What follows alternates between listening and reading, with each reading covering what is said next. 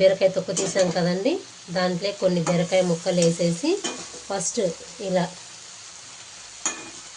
పచ్చిమిరపకాయ, బీరకాయ ముక్కలు, బీరకాయ తొక్కు ఈ మూటిని ఇలా బాగా ఉడికేంత వరకు మగ్గించుకోవాలండి ఆయిల్లో.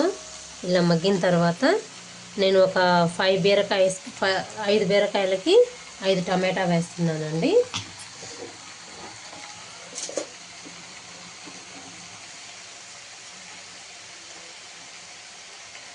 ఇలా 5 టమాటాలు వేసాక మగ్గుతూ ఉంటుందండి బీరకాయ తొక్కులోకి.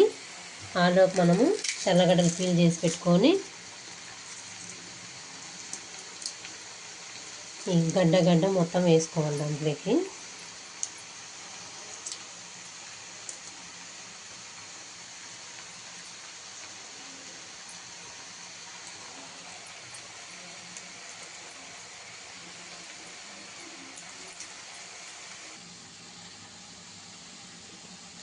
ఇలా కొంచెం జీలకర్ర వేసుకోవాలండి.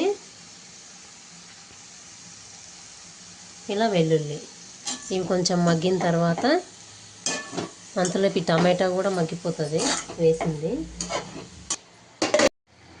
ఇది బీరకాయ తొక్కు పచ్చడికి అంతా ఉడకడం అయిపోయిందండి, చల్లారడం కూడా అయిపోయింది. దాంట్లో కొంచెం ముందుగా నువ్వుల పొడిని తీసుకొని దాంట్లోకి తగినంత సాల్ట్,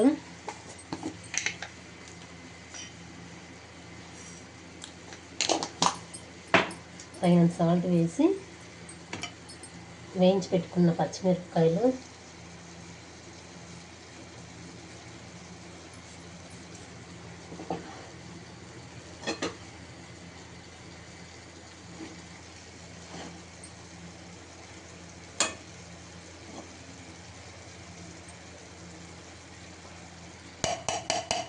వేసేసి ఫస్ట్ మిక్సీ పట్టుకోవాలి. అది మెదిగాక మిగిలిందంతా మిక్సీకి వేసుకొని పట్టుకోవాలండి.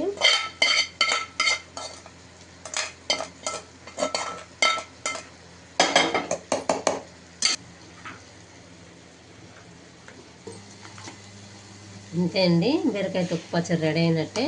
మాకు కొంచెం సాల్ట్ తక్కువైంది, సో కొంచెం సాల్ట్ యాడ్ చేస్తున్నా.